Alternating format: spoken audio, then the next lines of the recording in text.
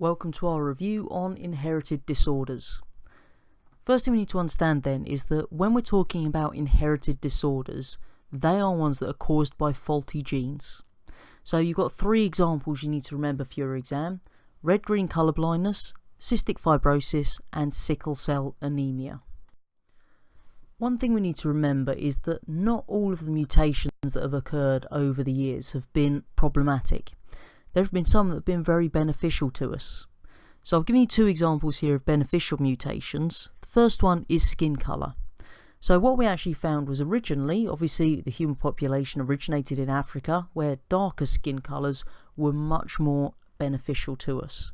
Because the darker the skin tone, then the more protection we had from the intense sunlight there.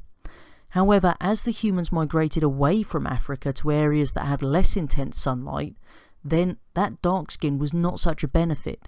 In fact, having paler skin was more beneficial.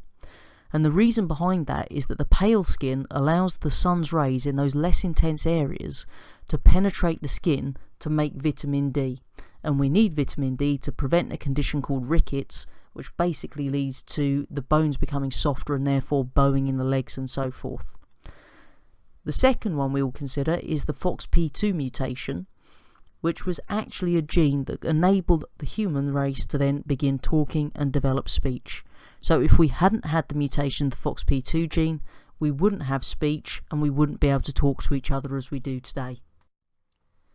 There are some issues surrounding inherited disorders because these days we have the ability to carry out genetic tests to identify if people are carriers, if they've got these inherited conditions, or if the children are likely to develop these inherited conditions.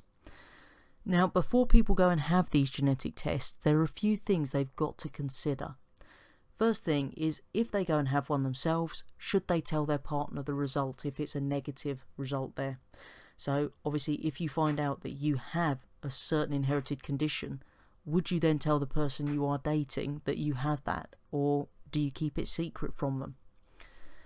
Second thing is, if you're in a relationship and you're considering children, are you going to actually both have a test to see if you're carriers of that same disorder? Obviously, in that eventuality, if you are both carriers, then there's the risk your child could have the condition.